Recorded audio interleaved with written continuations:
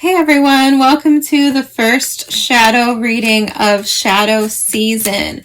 This one's going to be a collective. We're looking at what are you holding on to that's hurting you, what are you not seeing clearly, and what is waiting for you in the light. And at the end, I'm going to read you whatever oracle comes out of this deck, which is the Season of the Witch Samhain Oracle. Thank you all for your subscriptions and for your patience. I have been very sick, like the kind of sick where I thought I was going to die sick. I collapsed the other day or like last week. I don't know when it was. Literally just like fell. I couldn't stand up.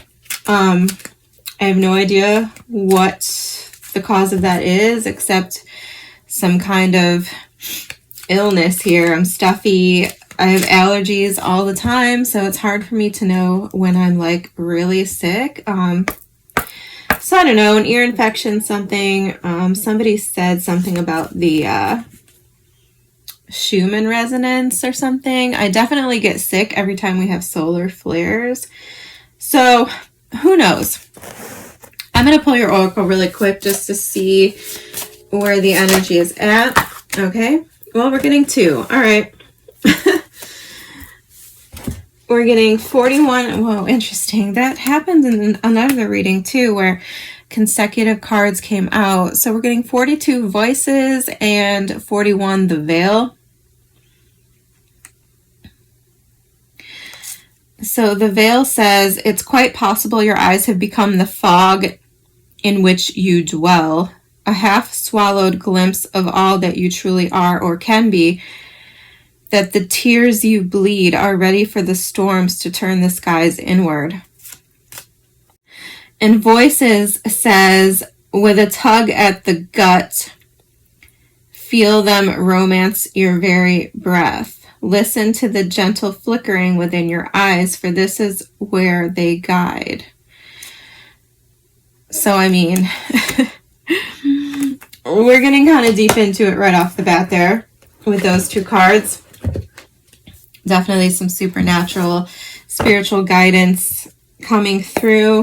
Some of you could be hearing voices. Okay, I know how scary that can be. Anyway, we'll get into it. Like I said, we'll read those at the end and see what they say in the book. Let's start pulling your cards. Okay, what is this? Temperance. Spirit. Let's slow down. Tell me what the collective needs to know. What are they holding on to that's hurting them? What are they holding on to that's hurting them? 5 of Swords. Gotta slow down. What are they not seeing clearly?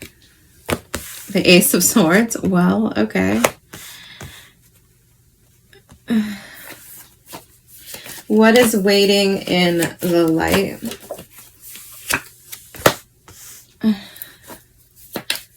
One more.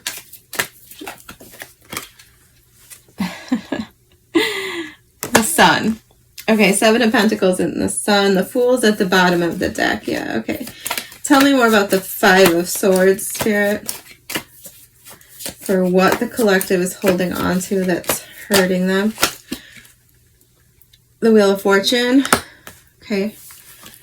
One more.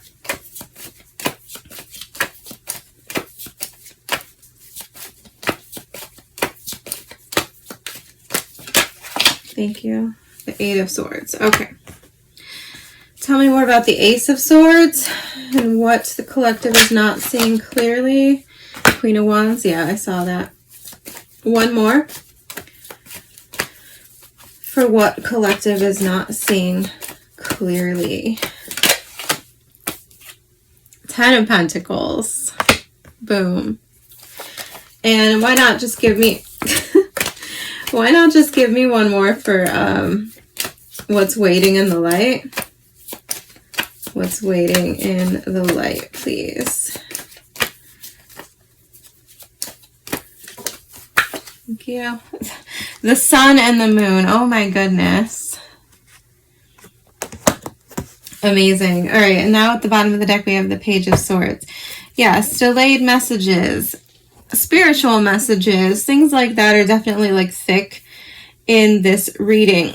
So for what you're holding on to that's hurting you, we're getting the Five of Swords. Okay, this, I'm immediately feeling like this has to do with the actions of another person, someone who didn't consider you, someone who chose themselves over you, who was selfish and caused some sort of pain, stabbed you in the back, something like this, okay? Completely understand. This could have been a Sagittarius with the Wheel of Fortune. Could also be a fixed sign, so that would be Taurus, Scorpio, Aquarius, Leo. But what I'm feeling here with the Eight of Swords and the Five of Swords and the Wheel of Fortune, okay? How do I say this? It's like, I feel like what you're holding on to is a sense of disempowerment, okay? I'm trying to be as delicate as possible because I know from personal experience when you were in a mindset of like a victim mentality, okay? I know it's a very touchy subject for someone to tell you that you are choosing your own victimhood, but that's kind of what I'm telling you right here, okay? Like, at a certain point, okay, at a certain point, we cannot allow ourselves to make excuses for our own inaction, okay, with the Eight of Swords. We cannot allow other people to keep us in a state of disempowerment where we feel that we don't have control over how this wheel turns. Am I making sense? You are in control. You can change the narrative. You can change the script. You can rewrite whatever this story is as loudly as you want to, as loudly as you need to break free of being stuck in this like prison, okay, that this circumstance here with the Five of Swords put you in. And one way I feel is a good way to like frame these types of things, okay? If you are feeling disempowered, if you are feeling less than, we'll get to that with the Queen of Wands because I'm feeling that off of her. If you're feeling not good enough, or this person made you feel insignificant, right? They made you feel powerless. And maybe you've dwelled in that for a while, right? And you've started to believe that, and you started to think that that might be true. One way, and sometimes it's like we dwell in the obsessive cycle of trying to understand how, why, how could a person do this? How could a person be this way? How could they be so selfish? And you know what? At a certain point, we just have to turn the wheel and say, it does not matter. Do I really want to be? Yeah, I'm getting... Okay, we'll come back to that. You have to ask yourself, do you really want to be able to see the world through the eyes of selfish people, of violent people, of careless, selfish people, right? Like, no. You don't need to put on their worldview. You don't need to understand it. You just need to know that the fact that you can't understand it says a lot about you. It says positive things about you, okay? And I don't know how else to word that or explain that. I was getting I don't even know who this is. Who is this that said this? Was it Nietzsche? For some reason, I'm hearing, like, I can't get Nietzsche out of my head. Anyway, somebody said, right, be careful of staring into the abyss, for the abyss also stares back into you. That's what I'm getting here, okay?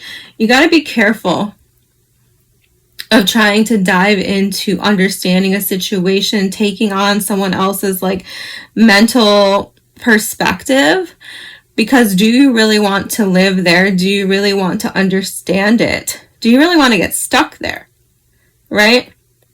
Do you really want this person to change you, to make you more like them? And the answer should be no.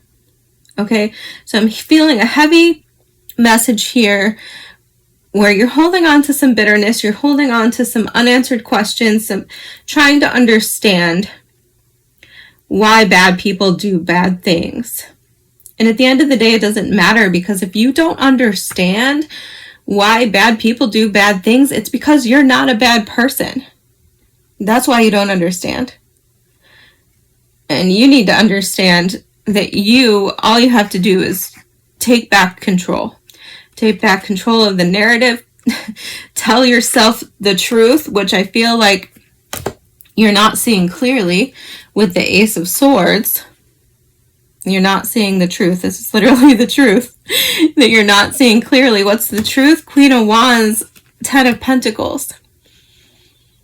Well, this is somebody who has it all. This is somebody who has magic. This is somebody who should be confident, who should not give a shit about what other people are saying, what other people are doing, because there's way too much magic inside of the Queen of Wands for her to be worried about anybody else's petty, sad life and their shitty actions. 10 of Pentacles. This person can manifest, can create. Okay, the Queen of Wands is magic. So I'm getting like this. This person can create everything they've ever wanted. And for some, I feel like everything you ever wanted is right around you. You're just refusing to see it, or you just don't feel like you're worthy of it, and you are. That's what you're not seeing clearly. That you are worthy of everything you've ever wanted, everything you've dreamed of.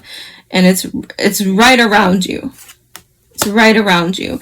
You are so much more powerful than you are letting yourself be, because it's like you're absorbing this sad, weak energy of a person who would act out in a 5 of Swords way.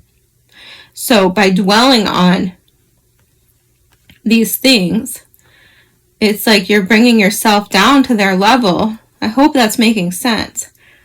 It's like their energy is like absorbing into you. And the key here is to see that truth and to see your worth, to see your value, man. Queen of Wands knows her value. Queen of Wands stands up for herself. For some of you, I feel like you need to stand up for yourself, to voice the truth of a situation. 10 of Pentacles.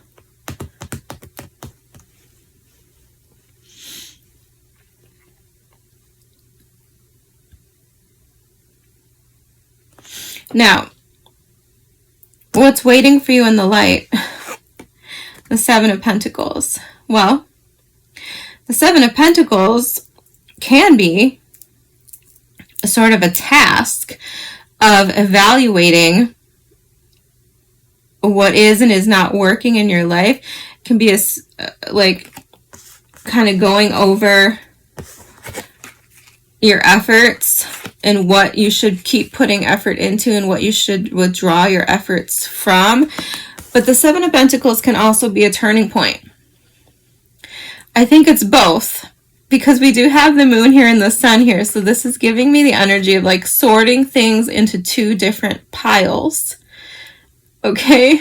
It's like, what makes me happy? Where is growth?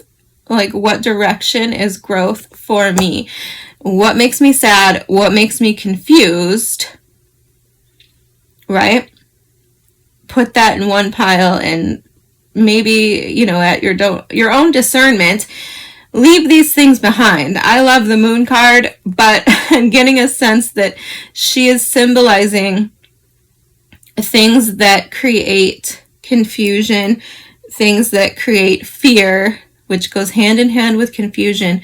You want to choose things that feel good, that feel clear, that feel honest, and those are the things that you want to grow toward. Okay? And like I said, the Seven of Pentacles can be a card of a turnaround. Things changing, partially because you've decided to withdraw your energy from these things that make you feel confused, that make you feel scared and fearful, that don't contribute to your growth. So now you have this freed up energy to channel into the sun. And the sun is also a card about ease, about things coming easy, things getting easier, you being able to lift heavy burdens and things like this. And yes, that happens when you're not draining yourself with extraneous, dark, pointless, like just self-deprecating energy. So, in summary, you need to see the truth of your own reality. You might even need to speak the truth of your own reality, okay? Stand up for yourself, not let yourself be held back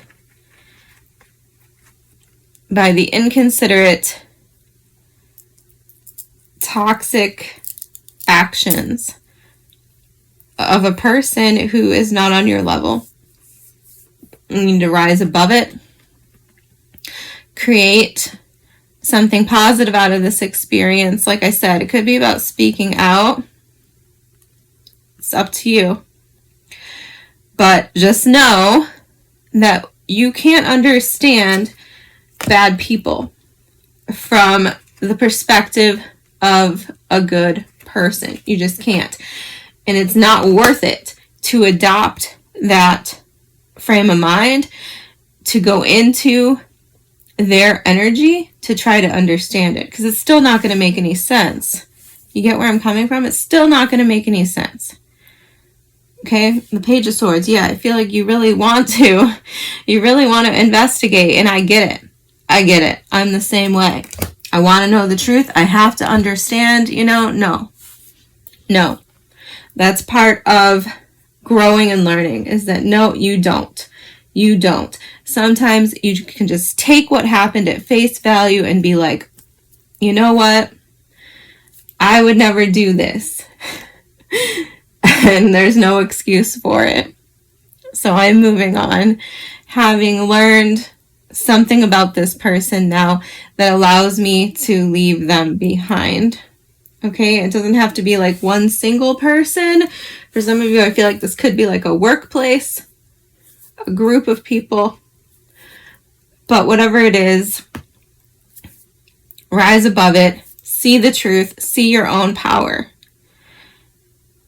And this is a good time, apparently, to sort through those things that give you joy and don't give you joy, that give you clarity and peace, make your life better and easier, and those that do not. All right? Let's read the oracles.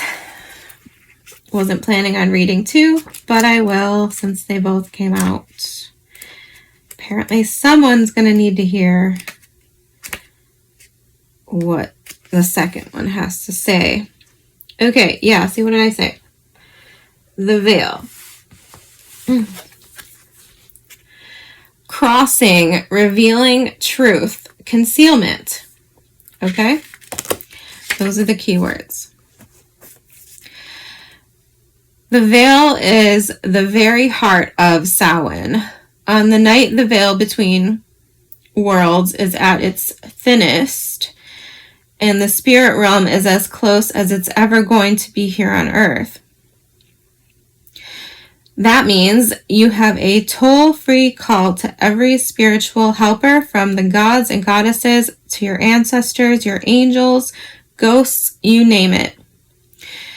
Each year, you have a chance at receiving supercharged advice from those who know everything in the entire universe. The Veil card has come into your reading because new truths will soon be revealed in your situation. Things are being uncovered that we're waiting for the conditions to be just right so that they can present themselves to you in the most effective way. Be sure to keep your mind open to receiving messages in unusual ways. Notice any recurring signs or symbols or even feelings. There is no coincidence for you at this time. Yeah, I told you. These cards coming out together in particular, I was like, no way. Yeah, encouragement, inner knowing. There you go, inner knowing. You already know internally. I feel like a lot of you are just like looking for confirmation. It's like you want, I mean, I get that. I get it. Just trust your inner knowing. Voices surround us, but we have to listen carefully. The powers speak to us in so many different ways, encouraging us as we travel along our path. There is a voice that can be found in the plants, animals, colors, shapes, winds, and rains. There are clues offering us guidance and encouragement as we make our way back to the true self. Spirit speaks to us in symbols, signs, faint sounds, and subtle cues. Our wise ancestors knew this. They knew everything has something to say for those who know how to listen, not just with their ears, but with their entire body, mind, and soul. Oh, that reminds me. I'll come back to it. This card has come to you as a reminder to listen to the guidance offered by Spirit through your environment. One of the best ways to connect is to go out in nature, ask a question to the wind, and listen for an answer. Perhaps a plant suddenly moves nearby or something floats on the wind just in front of your face. These are all signs from Spirit to you. Ask your question and wait for the powers that be to answer. Be open-minded about the ways an answer can appear. Look for synchronicities or consistent signs that come together to tell a story. Something is a sign if you feel a connection to it, no matter how silly it seems. Trust in your ability to receive the language of Spirit. The powers that be will see this and will offer more to you. Yes, absolutely. Absolutely.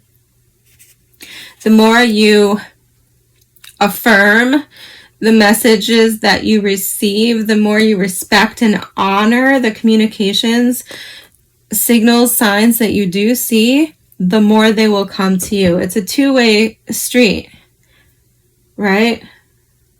It is. I forgot to say, that reminded me, and that might be part of the guidance, just an added message. I heard, get your feet wet before I came into the reading. And at first I was like, get your feet wet, that's weird. But then I realized that's like a saying, right? That people say, like, you got to get your feet wet. Isn't that a saying? I think it is. Anyway, maybe it's literal though. Some of you might actually need to get your feet wet. Put your feet in some water of some kind, even if it's just like, you know, a foot bath. I don't know, up to you. But I did hear that coming in. All right, that's what I have for you guys. I will be doing this for all of the signs. So we will kick that off soon. I just kind of needed to readjust myself because I've just been so sick. But yeah, we're going to do all signs. And I'm also going to do a birthday reading for Libra soon. So thank you so much. I appreciate your support. Again, thank you for your subscriptions. I will see you soon.